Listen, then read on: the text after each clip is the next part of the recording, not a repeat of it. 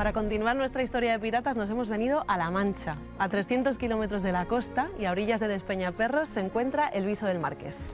Vamos a descubrir a Álvaro de Bazán, uno de los mayores y mejores marinos de la historia de España y quizá uno de los que más veces ha enfrentado a piratas de toda bandera. Sí, pero es que además aquí, en el Palacio del Marqués de Santa Cruz, se encuentra una de las sedes del Archivo Histórico de la Armada. Este palacio renacentista del siglo XVI alberga 40.000 legajos históricos. Esos archivos, el trabajo de especialistas y de archiveros y todo un proceso judicial ha conseguido salvar el tesoro de un barco español hundido y luchar contra una nueva saga de piratas.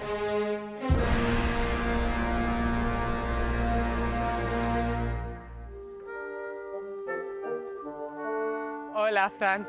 Muy buenas. Bueno, no es extraño venir a La Mancha para hablar de piratas. Pues aunque parezca mentira, habéis llegado al lugar adecuado. Nos encontramos en un edificio que alberga una sede del Archivo General de la Marina Española, cuyas pinturas, los frescos que vamos a encontrar en el interior, nos están narrando no solamente la historia de don Álvaro de Bazán, de su familia, sino también la historia de España. ¿Quién era Álvaro de Bazán? Era el capitán general de la Mar Ocena en tiempos de Felipe II, el marqués de Santa Cruz, y que hubiera ganado la batalla de Lepanto ya son motivos suficientes como para nombrarlo como uno de los grandes almirantes de la historia de España. ¿Nunca perdió una batalla? Nunca, ni en el Mediterráneo ni en el Atlántico. ¿Y por qué construye su palacio precisamente aquí? Pues hay un dicho popular que dice que el marqués de Santa Cruz se hizo un palacio en el Viso porque pudo y porque quiso, pero realmente lo hizo porque heredó las tierras de su padre. Su padre adquirió el señorío de la Villa del Viso y de Mudela y realmente se hizo el palacio en sus propios territorios. Pues vamos a descubrirlo. El del Viso del Marqués es, sin lugar a dudas, uno de los mejores palacios renacentistas que se conservan en España. Mientras que su exterior muestra líneas sobrias y apariencia tosca, su interior esconde una exultante decoración totalmente inesperada. Su ubicación no es fruto de la casualidad. El palacio se erigió en plena Mancha, junto al trazado que unía Madrid con Andalucía, en un punto además equidistante entre la corte madrileña de Felipe II y de las bases navales de Cádiz, Cartagena y Lisboa. El palacio, de planta cuadrada y 2 alturas, además de la bajo cubierta, se organiza en torno a un patio central. Y colándonos en su interior, nos dejamos impresionar por sus 8.000 metros cuadrados de ornamentación y pinturas. Un lugar capaz de competir en belleza y singularidad con los mejores palacios renacentistas italianos. Pero esto es impresionante, esto sí que es como un viaje en el tiempo y en el espacio. Siento que estoy ahora mismo en la Italia renacentista. ¿Te imaginabas esto en mitad de la Mancha? Un palacio estilo Medici en mitad de la Mancha. Realmente es un palacio renacentista al uso. La propia estructura del palacio en sí pues nos está hablando de esas influencias que tenía con Italia. ¿Influyeron mucho los viajes a Italia que hizo Álvaro de Bazán para la construcción? Fueron determinantes, porque al fin y al cabo esta estructura la está tomando de esos palacios genoveses que él pudo ver en sus viajes. Esta escalera imperial es maravillosa, es todo lujo y belleza, parece encargada por los Medici. Fíjate que está decorada entera, y Sí, bueno, sí. por los Medici o por un Andrea Doria. Andrea Doria además era un almirante genovés que puso sus tropas al servicio del emperador Carlos V para luchar por el control de todo el occidente mediterráneo. Fíjate si sería impresionante esta escalera que el propio Felipe II, cuando la vio, encargó otra parecida para el Escorial. Álvaro de Bazán era marinero, pero realmente era un apasionado del arte. Sí, era un hombre de acción, pero supo rodearse a lo largo de su vida de humanistas que le aportaban ese componente. Concretamente, el sevillano Mosquera de Figueroa, que es probablemente uno de los autores que dio el ciclo iconográfico que se representa en este palacio. ¿Por qué representan las esculturas que vemos? Las esculturas sería como el culmen propagandístico de esta familia. En el lado izquierdo tenemos la representación de su padre, identificado con el dios Neptuno, dios de los mares, y en este caso tenemos la escultura de don Álvaro de Bazán, personificado en Marte, que sería el dios de la guerra. De hecho, aparece vestido a la manera romana y justo en la hornacina que tenemos arriba se ve una Victoria alada colocándole la corona de laurel. Y detallito, está pisando una cabeza de un turco. ¿Y eso qué tiene que ver con los piratas? Pues a ver, si la batalla principal que llenó de gloria a la familia y a don Álvaro de Bazán fue la batalla de Lepanto, los turcos otomanos eran el enemigo principal, no solamente de don Álvaro de Bazán, sino de toda la cultura occidental.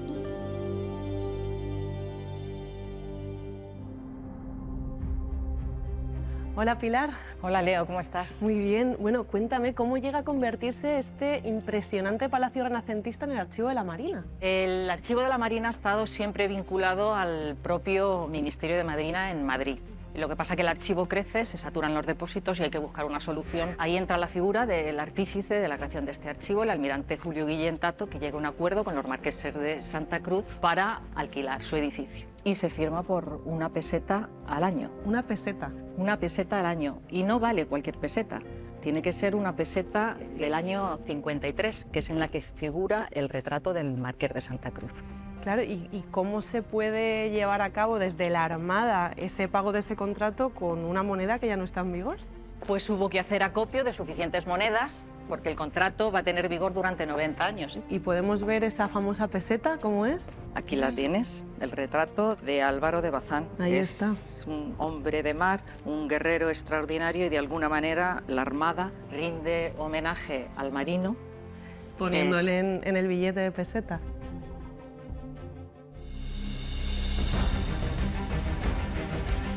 La mayoría de salas, galerías y techos de este palacio están decoradas con pinturas al fresco. Se trata de uno de los mejores conjuntos pictóricos manieristas del siglo XVI. Realizadas íntegramente por maestros italianos, cuentan historias de la mitología clásica, alegorías y muchas de las hazañas navales comandadas por el Marqués de Santa Cruz.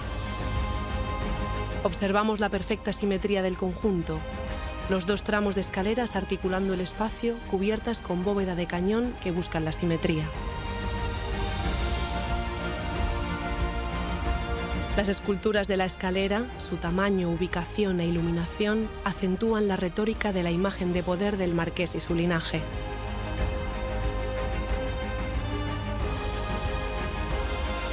Sobre la caja de la escalera aparece un pequeño oratorio que alberga en la parte inferior del altar una urna en la que reposan los restos de Álvaro de Bazán y su familia, donde llegó a haber un cuadro de Tiziano que las tropas francesas saquearon durante la invasión napoleónica. En esta planta descubrimos las estancias que ocupaba la familia Bazán, la sala de las 4 estaciones, la saleta del Olimpo, el salón de linajes y en la esquina el dormitorio principal que usó don Álvaro de Bazán. Estancias que hoy muestran parte del legado del Archivo Museo de la Marina, además de custodiar los fondos documentales de la Armada Española desde el siglo XVIII al siglo XX.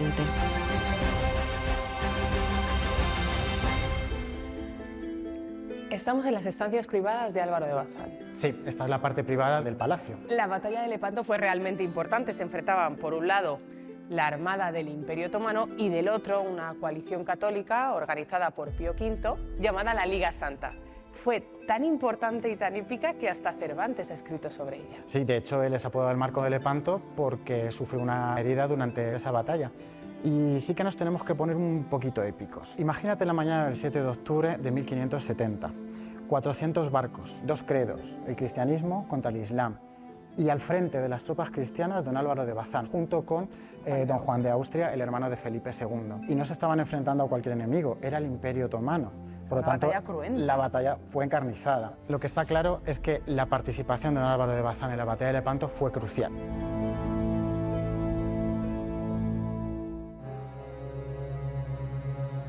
Has participado en toda la preparación de la documentación para el litigio contra la empresa cazatesoros Odyssey.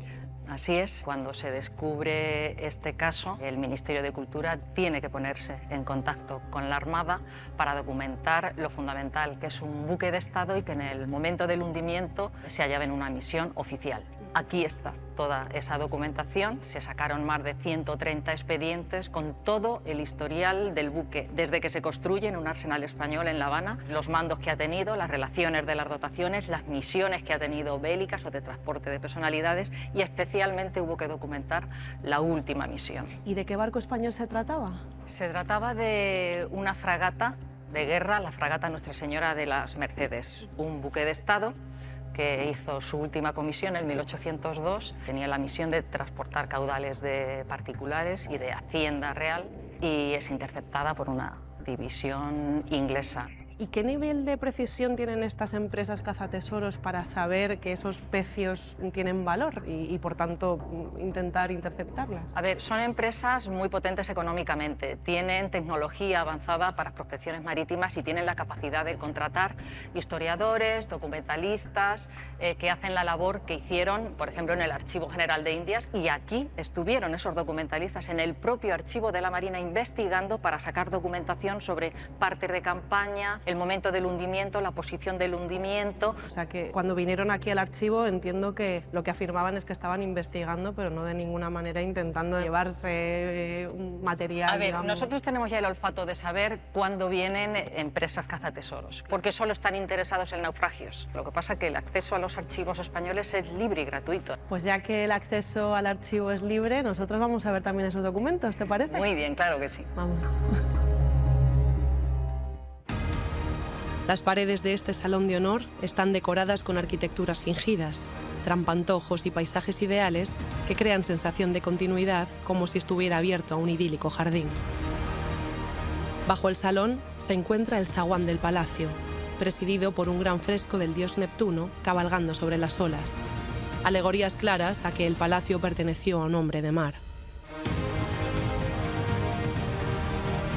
Las referencias a las hazañas militares y navales de Álvaro de Bazán se hacen presentes en casi todas las estancias del palacio. Maquetas de barcos, instrumental de navegación, hasta armaduras, como en la Sala de Argos, en referencia a la pintura que representa al hijo de Zeus al que se le atribuían 100 ojos.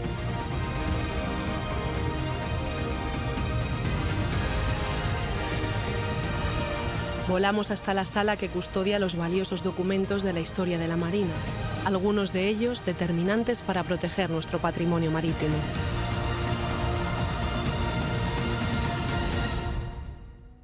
Bueno, ahora mismo estamos entrando a la sala de investigadores, ¿verdad, Pilar? Así es. Y creo que estamos frente al documento o los documentos que fueron clave para ganar el juicio contra Odyssey. Efectivamente, había que demostrar que el buque era un buque de Estado en una misión no comercial, en una misión oficial. Y aquí precisamente está el oficio, ni más ni menos que del Príncipe de la Paz, Manuel Godoy, dirigiéndose al ministro de Marina, Domingo de Grandallana, en la que le dice que es necesario que se haga una escuadra de buques de guerra para transportar los caudales de América a España. Entonces, el ministro de Marina da la orden a su capitán general del departamento de Ferrol, Félix de Tejada, que era donde estaba afecta la fragata, y le dice que es su decisión que sea la fragata Mercedes la que lo haga. Y cuando encontrasteis esto, ¿qué sentisteis? Porque me imagino que fue la pieza para decir, esto es nuestro. Esto fue, me acuerdo de hablar con mi compañero aquí en el Viso, después de estar 4 meses buscando la documentación, y cuando se lo dijimos al abogado, literalmente dio un salto y dijo, hemos ganado el caso, gracias a este documento y a la Real Orden. Mira, Leo, esto es uno de los depósitos y me gustaría que vieras la grandiosidad de los kilómetros, de los metros lineales que hay aquí instalados. Es que ahora mismo estamos en un lugar al que no se suele acceder, ¿verdad? Y manejar estos legajos debe ser como viajar en la historia, ¿no? De la historia marítima española. Así es, así es. La Armada Española afortunadamente custodia un patrimonio documental de incalculable valor y en este caso fueron cruciales en la defensa de los intereses de España. Y siempre lo serán, porque si no se puede demostrar documentalmente que un buque es de Estado, jamás podremos defender un pecio. Este archivo es todo un viaje por la historia de la Armada Española. Aquí se conservan los documentos que certifican las misiones y viajes de las naves que durante siglos conectaron España y América. Piezas cruciales para frenar legalmente los asedios de la piratería actual. Volamos hasta la Sala de Portugal. Sus frescos exaltan la fidelidad al monarca Felipe II, representando la conquista por mar de Portugal, victoria con la que el monarca conseguía el imperio en el que no se ponía el sol. Desde ella volamos a la Sala de los 4 Elementos dedicada a Escipión, el victorioso militar romano con el que seguramente don Álvaro de Bazán se sintió identificado. Estamos ahora mismo en la Sala de los 4 Elementos y es el antiguo comedor de los investigadores, ¿verdad? Sí, así es, así se le conocía anteriormente. Bueno, y aquí nos tienes preparados unos dibujos que son preciosos, Pilar. Es un dibujo del 18, pero refleja muy bien cómo eran las galeras, cómo se gobernaban. Y aquí estamos viendo el Mediterráneo. Sí, es precisamente el mar que le hizo grande a Álvaro de Bazán. Este dibujo tan bonito, tan colorido. Pues este es el mapa de la isla de la Tortuga, de 1654. Esto es el Caribe ya. Exactamente, esto es Caribe, donde recalaban todos los bucaneros. Los españoles lo ganaron a los franceses en 1654. Este es el dibujo original y se conserva en el Archivo Histórico de la Armada. Una joya, uno de los mapas más antiguos. Sí, desde luego, es una isla que nos conecta directamente con los piratas. Sí. Y Pilar, ¿tú crees que la piratería va a acabar en algún momento o es algo casi inherente al ser humano? No creo, porque es un negocio muy lucrativo. Lo que pasa es que ahí estaremos cuando se nos necesite. Nosotros, la artillería pesada que sacaremos serán los documentos y estaremos orgullosos de servir. Rey servido y patria honrada, como diría Lope de Vega.